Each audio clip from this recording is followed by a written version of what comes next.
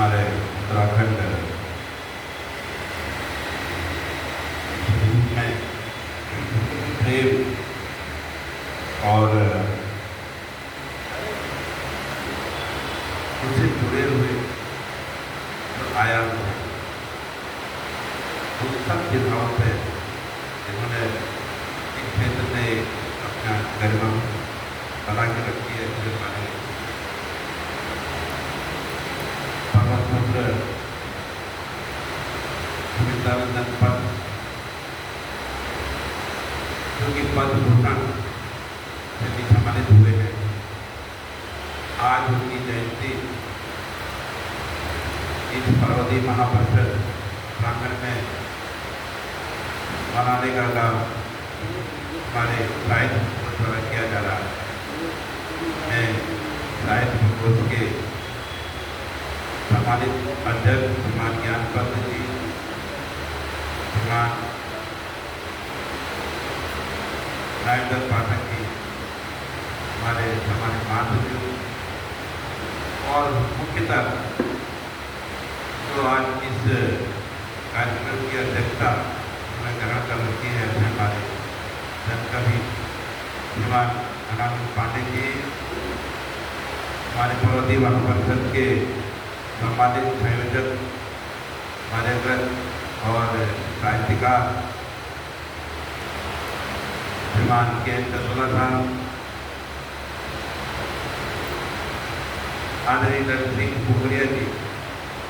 जो किसी पर्दे के मोहताज नहीं। मैं तो ये कहूँगा कि उनका किसी मंच पर विराजमान होना ही है उस कार्यक्रम की शोभा बढ़ती है। और मैं तो जब से पर्वतीय महापरिषद से जुड़ा हूँ उससे पहले से उनके कृत्यों से, उनके स्वभाव से, उनके व्यवहार से जुड़ा हूँ। कैसे हमारे बातचीत कर रहे हैं और हमारे पर्वतीय महापरिषद के संरक्षक एक हमारे मार्गदर्शक जिनका कि इस पर्वतीय महापरिषद को बहुत बड़ा सहयोग एक मार्गदर्शक के रूप में और एक मैं तो यूँ कहूँगा कि अगर एक कार्यकर्ता और एक मार्गदर्शक और एक संरक्षक का अगर कई प्रकार का समन्वय देखा हो, ऐसे मार्गदर्शक मैं अपने आप को मानता हूँ। इस तरह के प्रबुद्ध जन हमारे बीच में है। हमारे आज के इस कार्यक्रम में उपस्थित इन आप सभी की उपस्थिति जो इस कार्यक्रम को शोभा बढ़ा रही है, आदरणीय श्री मनमोहन बाराकोटी जी,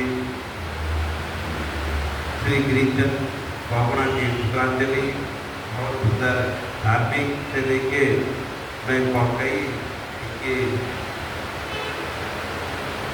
जो इनकी रचनाएँ हैं देखने को सुनने को मिलती हैं, पढ़ता भी हूँ। और मेरे अपने क्षेत्र से हमारे कानपुर से श्री राकेश जोशी जी, आप सबसे अच्छी बात क्या है, सब पत्नी हमारे बीच में आए हैं और जो हमारे पर्वतीय महापरिषद का उद्देश्य है, हम इससे जो हमारे अपनी संस्कृति और अपनी ये जो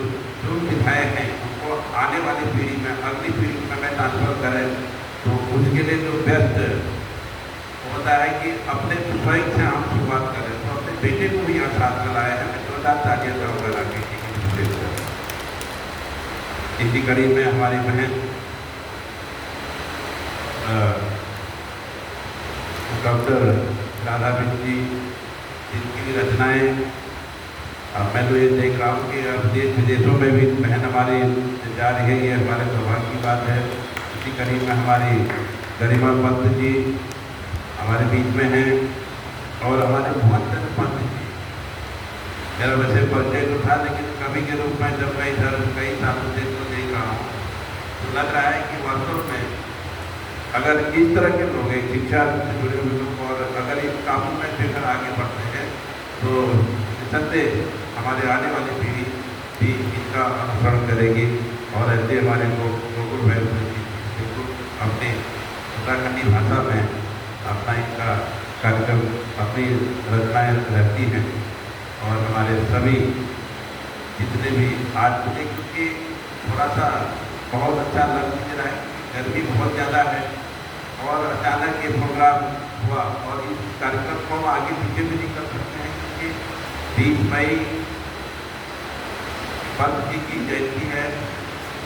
तो संख्या भले कम है, लेकिन मैं अपने साहित्य और आए हुए आप सभी रचनाकार को बहुत दौलातों में नमन करता हूँ, प्रणाम करता हूँ। ऐसा बहुत कम होता है कि अक्सर ये कवियों या रचनाकारों का हमने देखा भीड़ कितनी होती है, इस तरह का माहौल देखा, लेकिन आज आपने स्वयं भी यहाँ पे है और पार्वती महापुरुष का आपने इतना भरोसा दिलाया है, किया है कि आप स्वयं आगे इस कार्यक्रम को आयोजित भी करते रहे और स्वयं श्रोता भी हैं, स्वयं आप गायक भी हैं या गए, क्योंकि मैं साहित्यिक आदमी नहीं हूँ, तो इसलिए मुझे साहित्यिक भाषा बहुत ज़्यादा आती नहीं है, लेकिन मैं इतना ही हृदय से मान सकता हूँ कि इस तरह का माहौल मैंने पहली बार देखा और आपको विश्वास दिलाता हूँ कि आगे आने वाले कोई जो भी कार्यक्रम होंगे, आने अध्यक्ष जी को, हमारे ज्ञानपत जी और हमारे पाठक जी को, कि हम बहुत अच्छे ढंग से करेंगे, थोड़ा हम समय नहीं देंगे, क्योंकि और कोशिश ये भी करेंगे कि हम अपने घर के बच्चों को लेके आएंगे, क्योंकि चैरिटी के लिए बहुत आ गए, जब तक हम स्वयं अपने बच्चों को नहीं लाएंगे, स्वयं हम उस काम को नहीं करेंगे, तो दूसरे से उम्मीद कर सकना और दूसरों के लिए कहना ये बहुत अच्छी बात नहीं होती। मुझे पूरा विश्वास है कि एक समय ऐसा आएगा, जैसे हमारे चंद्रा साहब बार बार कहते हैं कि भाई चलो ठीक है, जो कामकाजी लोग हैं वो घर पर रहे, लेकिन जिनके लोग जो लोग आ सकते हो, जो रिटायर हो सकते हो, वो कभी आते हैं, तो उस कड़ी में हम भी पालन करेंगे और कोशिश करेंगे आपको बहुत अच्छी ऑडियंस यहाँ पे देंगे। और ये आज मुझे लगता है इस भवन में पहली शुरुआत है साहित्य स्पोर्ट्स का, मुझे लगता है पहला कार्यक्रम है, इससे पहले महानगर को हुआ था, मैं इस बात में नहीं था और आज भी मैं, क्योंकि मेरे महत्वपूर्ण टेक्निकल कार्यों में मैं उलझा हुआ हूँ, तो इसके लिए मैं नई समय नहीं दे पाया। मैं आपको बोला, आपको ये विश्वास दिलाते हुए कि अगला कार्यक्रम हमारा जो भी होगा बहुत अच्छा होगा और साहित्य को जहाँ भी करेगा, सिर्फ पार्वती महापुरुष की बात नहीं है, जहाँ भी आप इस तरह की भी पार्वती महापुरुष से आप आशाएँ रखेंगे, हम आपके साथ खड़े रहेंगे इसी विश्वास के साथ कि आप आगे भी इस तरह के कार्यक्रम आयोजित करते रहेंगे। मैं अपनी वाणी को विराम देता हूँ और आपके इस तरह के कार्यों के लिए आपको बहुत बहुत बधाई और धन्यवाद।